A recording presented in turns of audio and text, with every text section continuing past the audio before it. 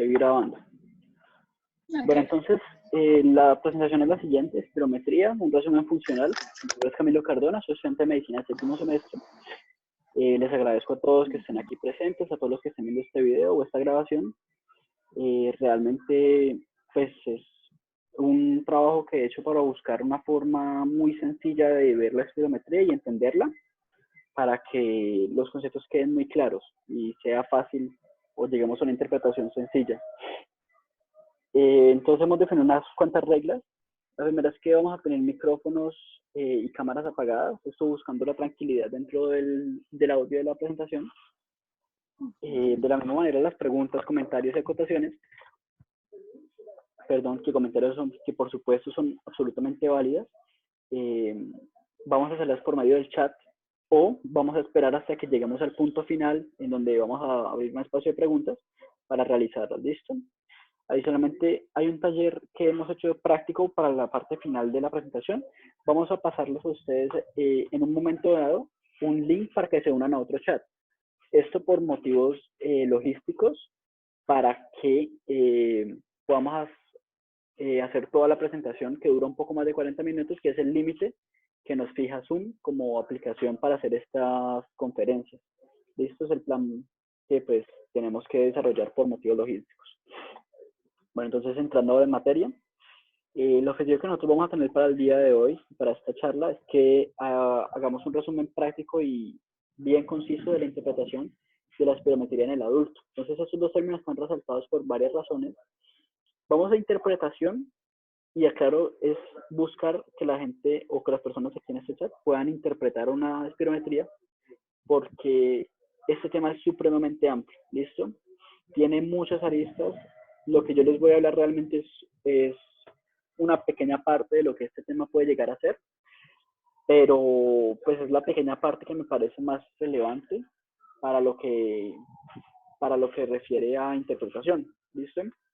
Y en adulto, porque en muchos casos para las interpretaciones de espirometría en niños puede haber cambios en los parámetros. ¿Listo?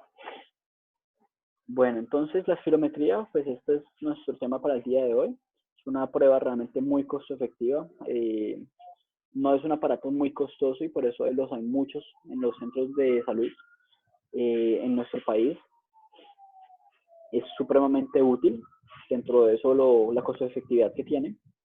Está estandarizada globalmente. De hecho, en el 2019 salió la nueva estandarización de parte de la ATS y la AESR europea. La mecánica respiratoria es lo que vamos a evaluar en esta prueba, viendo, como veremos en la definición que vamos a ver a continuación, cómo es la respiración de nuestro paciente. ¿Listo? Partimos siempre de una sospecha para realizarla, si es necesaria. Nos ayuda a determinar severidad, hacer seguimiento del tratamiento. Y como mensaje final de esta diapositiva, quisiera hacerles hincapié en que es una prueba de soporte diagnóstico. ¿Listo? No es una sentencia de diagnóstico, digamos. No es que yo digo, tengo el EPOC porque salió un patrón obstructivo. No. Es una sugerencia que nos hace de la prueba y que complementamos siempre con la clínica. ¿Listo? La clínica, aunque no la vamos a tratar mucho el día de hoy, pues tiene que ser siempre el centro de lo que vamos a realizar. Y que quede esto muy, muy claro. Bueno, entonces esta es la definición que tiene la ATS y el IRS, que salió en 2019. Es una prueba fisiológica que va a medir el volumen máximo de aire que un individuo puede inspirar y expirar con un esfuerzo máximo. ¿Listo? Entonces, para el abordaje de este tema, vamos a hacer una dinámica en la cual vamos a responder 3 grandes preguntas. Y con esas 3 grandes preguntas vamos a ir desarrollando los temas de interpretación. ¿Listo? Entonces, la primera pregunta que vamos a hacer es ¿qué también fue tomada la prueba? ¿Listo? Para eso, pues primero pensemos en las indicaciones, porque por supuesto saber cuándo enviarlo es importante. Como les comenté hace un rato, pues el diagnóstico, monitoreo, evaluación de un paciente si tiene discapacidad o incapacidad, y en otros casos como en investigaciones o vigilancias epidemiológicas también puede ser importante. ¿Listo? Aquí una lista del ATS para cuándo se indica una espirometría. Bueno, entonces, ¿la prueba fue bien tomada? Es la pregunta, y la respuesta es, eh, depende de cómo veamos nosotros ciertos parámetros. Primer parámetro, si es un equipo que estamos en un centro de salud y que usan todos los días para hacer espirometrías, pues realmente tenemos que verificar que está calibrado. Bueno, es un equipo mecánico, puede descalibrarse en cualquier momento, hay que verificar eso. ¿Listo? Tenemos que estar seguros de que en la toma no hubo tos, no hubo cierre glótico, no hay más de 8 intentos y no hay exhalaciones repetidas. ¿Listo? Entonces, que no haya tampoco escalonamiento dentro de las curvas, porque son las curvas las que nos van a ayudar a verificar esto. Los valores numéricos quizá no tanto. Entonces, cuando veamos una curva, vamos a ver que tenga un inicio adecuado, un inicio desde cero, que sea vertical y continuo, que la línea siempre sea continua sin irregularidades de trazo. Por ejemplo, las podríamos ver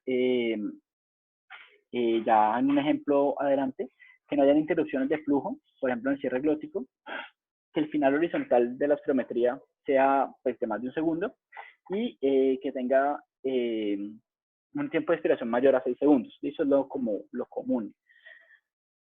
Esta es una gráfica que muestra cómo no debe ser una prueba de espirometría. Vean ese escalonamiento. Vean, por ejemplo, aquí este final súbito. Aquí también. Vean que uno cierto artefacto en esta zona. Entonces son tomas que realmente no están bien hechas, ¿ok? Pero si comparamos vemos que es muy distinto, ¿listo? Este es un patrón obstructivo, de hecho, no es una curva de un paciente que no está sano, es un paciente que está, pues, desafortunadamente enfermito, pero, como pueden ver, es uniforme, es una línea clara, es una línea que no tiene artefactos y así deben de ser, ¿listo? Tengan muy en cuenta eso porque los reportes pueden o no hablarles a ustedes de la validez de la toma que les están entregando. Ahí hay reportes, me han tocado por lo menos a mí en la experiencia clínica, reportes que dicen sí, fue una prueba bien tomada, hay otros reportes que dicen que no fue una prueba bien tomada. ¿Listo? Bueno, entonces, segunda pregunta, ya habiendo contestado la anterior, digamos que fue positiva, la prueba sí se tomó muy bien. Entonces, ¿qué patrón espirométrico tiene la prueba que nos están entregando? Entonces, pensemos y vamos a abordarlo de la siguiente manera. Este es el paciente nuestro, tiene una pinza en la nariz para cerrar, digamos, el circuito, que no haya fuga de aire. Le pedimos que no tomara broncodilatadores inhalados en las últimas 8 horas o, pues, orales en las últimas 24 horas. Y le aplicamos la prueba con este aparato. Pues aquí está el resto del aparato, solamente que la imagen la decidí cortar. Entonces vamos a tomarle y vamos a decirle que por favor respire normal. Vemos aquí la curva del volumen tidal. Ese es el primer, digamos, volumen que podemos determinar. Es el volumen con el cual la persona respira dentro de la normalidad. ¿Listo? Le pedimos al paciente que respire tan fuerte como pueda. ¿Listo? Vemos esta subida aquí en esta curva. Llega hasta un pico en el cual el paciente ya no puede respirar más. Y le pedimos ahí en ese momento que respire tan fuerte como, que expire tan fuerte como sea posible. Vemos esta caída en la curva, es evidente, y terminamos, digamos, hasta ahí la curva para la explicación que vamos a realizar. Entonces, de aquí vamos a sacar varios valores. Realmente todos esos que están en esta zona son valores que son, digamos, que podemos obtener. Por ejemplo, podemos obtener el volumen de reserva inspiratoria, este volumen, ¿listo? Podemos obtener la capacidad inspiratoria. Pero realmente van a ser importantes para lo que nosotros estamos desarrollando los siguientes 3 volúmenes. El BEF1, que es el volumen expiratorio forzado en el primer segundo, que es este de aquí. ¿Listo? Entonces, cuando ustedes hacen una expiración forzosa, pues ustedes ven que sacan mucho aire. Es la medición de qué tanto aire realmente pueden sacar en ese primer segundo. Ya van a ir entendiendo por qué. Vamos a tener también la capacidad vital forzada, que si pueden notar, es como todo el aire que podemos manejar en una expiración máxima con una previa inspiración máxima, ¿listo? Es como todo ese espectro, ¿listo? Y una relación de estas dos medidas. Y ustedes dirán, listo, ok, perfecto, Camilo. ¿Y por qué no tenemos el volumen residual? ¿Por qué la curva no llega hasta tan abajo? Bueno, la razón es fisiológica, la razón es porque el pulmón siempre que tiene que tener aire para evitar que, bueno, para facilitar de hecho la mecánica respiratoria, este volumen sí es importante considerarlo muchas veces, sobre todo en patrones restrictivos o patrones que sean sospechosos de ser mixtos o de sospecha restrictiva, en el cual con una pletismografía o una prueba de difusión de gases podemos determinar la capacidad pulmonar total, que nos ayuda, junto a otros valores, a determinar el volumen residual. ¿Listo? Pero eso ya, pues dejémoslo para otro momento. Entiendan que muchas veces los reportes que vamos a ver van a venir con un predicho o referencia que son valores de referencia que se determinan con ecuaciones basándonos en edad, sexo, género, altura, en fin, esto toma diferentes variables. Realmente puede variar mucho las ecuaciones de un lugar a otro, de un laboratorio a otro. En Colombia, la guía del uso de espirometría de 2015 nos recomienda usar la ecuación de Hutchinson para mexicanos americanos. ¿Listo? Entonces, es la ecuación que nos recomiendan para nosotros, para nuestro país. ¿Ok? Listo. Entonces, con esos tres valores que les acabo de comentar, pues vamos a realizar mucho, o realmente casi todo lo que vamos a hacer para interpretación el día de hoy. Estos dos valores o estas palabras que vemos aquí son equivalentes, ¿listo? El BEF1 y el Forced Expiratory Event Volume en el first second son valores equivalentes, son español e inglés, ¿listo? ¿Cuál vamos a usar el día de hoy? El día de hoy voy a utilizar los valores en inglés simplemente porque me parecen más cómodos, pero tengan claro de que el uso de esos es indistinto dependiendo de la clínica, del médico, del especialista. Realmente los usa, cualquiera puede usar el español o el inglés, ¿listo? Entonces entremos a ver qué patrones podríamos ver en la espirometría, ¿ok? Entonces el patrón normal, realmente los parámetros están normales. Para hablar de los parámetros anormales es más fácil cuando entremos en los patrones patológicos, pero entiendan que de entrada lo primero que ustedes van a mirar es el FEP1 sobre la capacidad vital forzada, que tiene que ser mayor a 0.70 o 70%, dependiendo de cómo se los estén reportando. ¿Listo? Ya esos otros dos valores, idealmente la capacidad vital forzada por encima de 80%, y el FEP1 también más o menos oscilando por esos valores 80% o por encima. ¿Listo? Los patrones obstructivos, por otro lado, entremos de una en el FEP1, capacidad vital forzada, que va a estar con un valor menor al 70% o 0.70. Y eso es vital que lo entiendan porque siempre van a tener que fijarse en este valor de entrada. ¿Listo? Cuando vayan a ver un paciente de este tipo. El FEP1 va a estar disminuido y este FEP1 disminuido nos va a indicar la gravedad. ¿Listo? O sea, ya con este dato, sé que el paciente tiene un patrón obstructivo. Con este dato complemento que el paciente tiene una gravedad determinada. Y con este otro dato de la capacidad vital forzada, pues puedo mirar si existiese un componente restrictivo concomitante o si realmente el paciente está sano en ese sentido. ¿Listo? Igualmente ya vamos a hablar un poquito de eso, de los patrones mixtos. Entonces, demos una esperita de ese tema. Pues los patrones obstructivos, un ejemplo clásico es el EPOC, bien sea por enfisema o bronquitis crónica. No quiero como entrar en el tema de mi compañero Sebastián, la excelente relación que se va a hacer el día lunes, pero entiendan que los patrones obstructivos se deben a una obstrucción de la salida del aire, bien sea por, digamos, en el caso de la bronquitis, por un aumento de la resistencia a las vías aéreas, o en el caso del enfisema, una alteración en la retracción de tejido elástico a nivel pulmonar que impide que la retracción a la hora de hacer la expiración se dé. Y pues eso significa que el aire no va a funcionar o no va a salir de la misma manera. Frente al patrón restrictivo,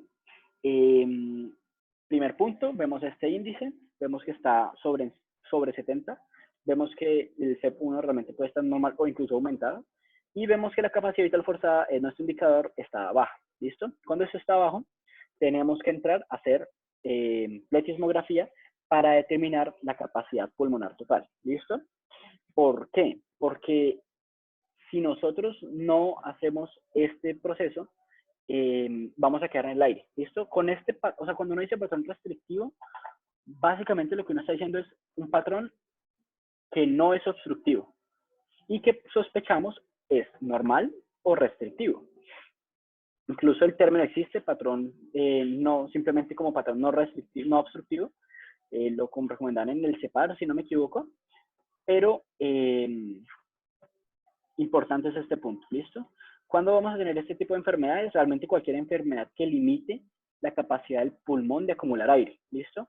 Por ejemplo, vamos a entrar con una miastenia grave, es una alteración de la placa neuromotora, el diafragma no responde igual, y al diafragma no contraerse de la misma manera, no hay una expansión de caja torácica al mismo nivel, la capacidad que tiene o la presión negativa que se genera no es la adecuada para que el aire entre en la magnitud que se necesita, y por lo tanto el paciente va a tener una limitación, una restricción para la entrada del aire, ¿listo?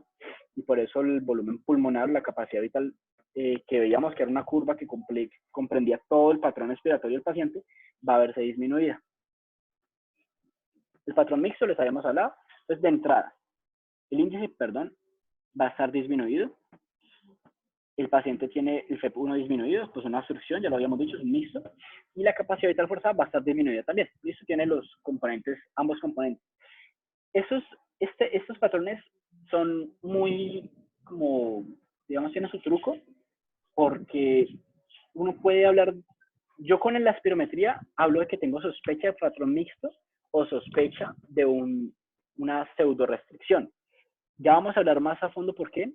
En todo caso, siempre que tengamos un patrón de este tipo, tenemos que hacer más pruebas, como por ejemplo una prueba de una pletismografía para determinar capacidad pulmonar total, o realizar una difusión de gases o una radiografía, en fin, hay muchas formas de abordar este tipo de patrones. Y pues, por supuesto, como les comenté al principio, teniendo siempre en cuenta la clínica. Eso es un resumen de lo que acabamos de hablar. Es muy común, yo creo que si les han dado una clase de este tema antes, ya lo han visto muchas veces esta tablita. Entonces, tercera pregunta que vamos a abordar, ¿qué tan grave es la alteración? ¿Listo? Entonces, ¿qué recomendación voy a hacer el día de hoy? Cuando ustedes tengan un patrón que sea obstructivo, y ustedes piensen que esa EPOC, realmente la recomendación es seguir la GOLD, ¿listo? 80, 50, 80, 30, 50 o menos de 30. Pero si ustedes, la clínica los orienta que puede ser otro tema diferente, pensemos entonces utilizar el CEPAR, ¿listo? El CEPAR, pues nos lo recomienda nuestro docente en la Universidad Libre. Leve mayor a 65, 50 a 64 moderado, grave 35 a 49 y muy grave menor a 35. ¿Cuál es lo chévere o qué es lo más interesante de esta escala o de estos valores? Que aplican tanto para restrictivos como para patrones obstructivos. Entonces, en ambos casos, si el paciente si la espirometría nos dio restrictiva, puedo usar el CEPAR, si fue obstructiva, puedo usar el CEPAR para determinar gravedad, haciendo la acotación que en los casos de restricción, pues hay que tomar más pruebas para idealmente. ¿Listo? Este es el valor que nos da el uso de la espirometría a nivel de la guía colombiana 2015. Realmente es muy similar al del ATS-ERS, que son americanos y europeos juntos haciendo esta guía, para que lo tengan muy en cuenta. ¿Listo? Pero no lo vamos a utilizar para el día de hoy. Hoy vamos a utilizar el CEPAR. Entonces tengan muy en cuenta estos valores, 65, 50, 64, 35, 49 y menor a 35, que lo van a utilizar en el taller. Bueno, entonces un tema vital, la prueba post-broncodilatadora. Esto es una prueba que realmente nos orienta, ¿listo? Nos sugiere, nos dice hacia dónde dirigirnos, qué nos podemos dirigir, hacia dónde, pero no nos va a dar un diagnóstico como tal. Entonces, ¿cómo se hace? Pues simplemente tomo la espirometría, le doy al paciente un broncodilatador, puede ser un SABA o un SAMA. Un SABA puede ser, por ejemplo, salbutamol, terbutalina. Salbutamol se le dan 100 microgramos en 4 puffs cada 30 segundos. Si el paciente tuviera contraindicación para broncodilatadores de tipo SABA, le podemos dar un SAMA, se le darían 170 microgramos de bromuro hiperratropio en 4 puffs. ¿Listo? ¿Qué nos va a decir esta prueba? Nos va a decir si la obstrucción, pilas, obstrucción es reversible. ¿Listo? Si la obstrucción es reversible, ¿qué nos quiere indicar? Nos quiere indicar que el mecanismo fisiopatológico de esa obstrucción puede ser, o sea, nos sugiere, ojo que nos sugiere porque no es una sentencia de que puede ser asma. ¿Listo? Por la parte fisiopatológica del asma. ¿Ok? Pero, ojo que un resultado positivo no nos dice que sea asma y un resultado negativo no nos elimina asma de la lista de entidades causales, ¿listo? Claramente esos serían casos extraños, pero pues siempre con la clínica en mente podemos salir de estas dudas. ¿Cómo se hace el cálculo o qué valores vamos a utilizar? Vamos a utilizar el CEP1 principalmente, la que recomiendan las guías realmente. Hay doctores que utilizan la capacidad vital forzada también, pero pues dentro de la recomendación que yo les voy a hacer es el CEP1 post menos el CEP1 pre sobre CEP1 post más CEP1 pre dividido 2 y se le hace un porcentaje. Entonces es positivo si la respuesta es mayor a 12%, o 200 ml, o es negativo si es menor a 12% o 200 ml. ¿Listo? Importantísimo, y se me pasaba también para que quede muy claro, muchas veces en los patrones mixtos, o que de hecho pensamos que son mixto o pseudorestricción, la pseudorestricción es cuando a partir de la obstrucción tan grave, el paciente termina teniendo una restricción a la respiración. ¿Listo? Eso ocurre, y ocurre en muchas ocasiones. Generalmente cuando eso se da, la obstrucción con la prueba broncodilatadora, pues la obstrucción resuelve, y si esta resuelve y además la restricción mejora, pues obviamente tenemos que pensar que tenemos una pseudo restricción. Claro está, tenemos que confirmarlo con la plethysmografía, pero pues digamos que para que se vayan orientando, lo tengan ahí como un dato chévere para que se enfrenten, si tienen que enfrentarse a un problema de estos en la vida real. Listo, bueno. Bueno, las curvas, como les comenté, nos dan varias información muy valiosa, calidad de la toma que también la tomamos, que también está, cómo orientarnos rápidamente a un diagnóstico, o bueno, una idea diagnóstica, una sugerencia, y nos ayuda a seleccionar la maniobra correcta. ¿Listo? ¿Cuál maniobra de las que se tomó, cuál de las tomas, no menores a 8, es la mejor? ¿Listo? Vemos dos tipos de toma, de curva, la flujo-volumen, donde la velocidad del aire a lo largo de la expiración es lo que estamos viendo, y vamos a mirar tres parámetros: recorrido, morfología y finalización. ¿Listo? Entonces, miremos recorrido. Recorrido es el verde, los cuadritos son la referencia. Vemos que el recorrido del patrón normal sigue los cuadritos, ¿ok? O se aproxima por lo menos. Morfología, la morfología sigue una convexidad, y además pues sigue los cuadritos, y la finalización es junto a los cuadritos, adecuado más o menos a 5 o 6 segundos. ¿Listo? Patrón obstructivo, vemos una diferencia completa. El paciente que se aleja del recorrido normal, vemos que hay una cierta distancia entre los puntos y la curva. La morfología es completamente distinta en el obstructivo, vemos una concavidad antes que una convexidad, y la finalización es mucho antes. Vemos aquí un 3, aquí vemos un 5, el 5 está por acá. Realmente pues el paciente se alejó mucho de su referencia incluso. Y en el patrón restrictivo vemos algo que es una mezcla, digamos, de lo que acabamos de hablar, en el sentido de que el recorrido va a ser muy distante, pero la morfología no es tan distinta a la morfología normal. Si lo ven, pues sí, se aleja el recorrido, es más lejana aún, pero la morfología tiene una convexidad, una concavidad, no sabría decir muy bien. Sí es importante que la finalización es aún más anticipada. Vemos un 2 frente a un 5, lo cual nos habla de que realmente es muy lejana a la referencia. ¿Listo? Importante aquí, las curvas volumen y tiempo. Hablamos de los litros de aire que salen a lo largo del tiempo. Las pendientes en estas curvas, que vemos la curva verde es lo que el paciente nos dio en todos los casos. La pendiente es la línea amarilla. Si yo les digo, en este tiempo es 2 segundos, salió este volumen, ¿listo? En este paciente. O sea, salió casi todo, realmente. Quedó por salir muy poquito, este otro segmento.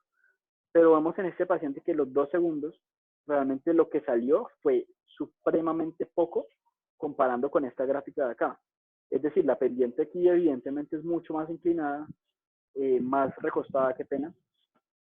Y eso nos habla de que la salida de aire no es tan eficaz como en este otro paciente. Esta curva de aquí, donde la pendiente se ve alterada, y nosotros miraremos pendiente cuando tengamos una obstrucción. La altura nos habla de qué tanto volumen hay, ¿listo? Vemos aquí digamos, las curvas, la pendiente no se altera, es un patrón restrictivo, la pendiente no se va a ver alterada, pero la línea máxima de volumen sí se ve diferente. Y esto será un patrón restrictivo. ¿Listo? Que quede claro. Bueno, esto es un flujograma, es muy bonito y es muy interesante porque realmente facilita mucho las cosas. Entonces, primera pregunta, y es facilita porque es muy claro para la hora de interpretación de una espirometría. Vamos entonces con esto. Primera pregunta, ¿el índice está debajo del límite o es normal? Debajo del límite de lo normal. Entonces, listo. El paciente no lo tiene alterado, el índice, B1 sobre capacidad vital forzada. Entonces, ¿qué vamos a hacer ahora? ¿Tenemos un patrón normal o tenemos sospecha de restricción? ¿Listo? Entonces, ¿qué voy a hacer ahora? Voy a mirar la capacidad vital forzada. La capacidad vital forzada, el patrón me dice, no, está normalita, no hay ninguna alteración, está por encima de 80. El paciente no tiene una alteración espirométrica, hay que buscar por otro lado los síntomas, pero ya aclaramos que desde la espirometría no tenemos información. ¿Listo? Ahora, si el paciente realmente sí tiene alteración en la espirometría, ¿qué vamos a hacer? Pensamos, listo, tenemos la sospecha del patrón restrictivo más aún, o más acentuada aún, pero tenemos que seguir unas ciertas conductas que vamos a ver más adelantico, porque no es, digamos, el campo total de lo que estamos haciendo el día de hoy. Pero bueno, vamos al otro lado de la curva. El paciente sí tiene alteración del índice, tenemos un patrón obstructivo. Vamos a ver qué tan obstruido está. ¿Cómo lo determinamos? Con el CEPAR. ¿Listo? El CEPAR nos dice qué tan obstruido está el paciente. Vamos a mirar la capacidad vital forzada acto seguido para ver si de pronto tenemos un componente restrictivo por ahí. Si nos dice que no, pues patrón puramente obstructivo. Si nos dice que sí, que realmente sí, que la capacidad vital forzada está un poquito baja, perdón, vamos a ver que determinamos que puede que tenga una componente restrictivo por ahí metida, y para eso, pues vamos a seguir las siguientes partes del algoritmo, ¿ok? Entonces, ¿qué más podemos tomar de este algoritmo? Para eso podemos tomar, por ejemplo, en el camino del patrón restrictivo, que pensamos que el paciente tiene un patrón restrictivo, vamos a ver si tenemos la capacidad pulmonar total. ¿La conocemos? No. Bueno, hay que cuantificarla de alguna manera, utilizando, por ejemplo, una pletismografía. Si no es posible, podemos cuantificar qué tan grave es utilizando la capacidad vital forzada y el CEPAR, pero si realmente sí podemos tomar la capacidad pulmonar total, vamos a tomarla y miramos si está por encima o por debajo del límite de lo normal. Si está normal, pues el test es normal y realmente la restricción pues entra a estudiarse desde otro poco. Y si realmente sí hay una alteración en la pletismografía, pues ya la cuantificamos con ese valor que nos arroje de capacidad pulmonar total. Por otro lado, si yo sospecho que tengo un patrón mixto o un patrón pseudo restrictivo, entonces, ¿conocemos la capacidad pulmonar total? ¿Sí o no? No. Bueno, nos quedamos con la posibilidad. Tenemos que estudiarla y hay que estudiarla para poder determinarla de manera adecuada. Si la conocemos, hicimos la pletismografía y la conocimos, la capacidad pulmonar total. Si está normal esa capacidad pulmonar total, hablamos de que tenemos un patrón que es obstructivo con pseudo restricción, que es lo que les comentaba de la obstrucción muy grave, que terminaba siendo como una restricción que pues podría resolver si se resuelve la obstrucción. O por otro lado, determinamos que sí está alterada la capacidad vital force, la capacidad pulmonar total, y tenemos un patrón mixto netamente. ¿Listo? Entonces en este momento está disponible para que hagan preguntas. Si alguno tiene una pregunta, bien pueda realizarla.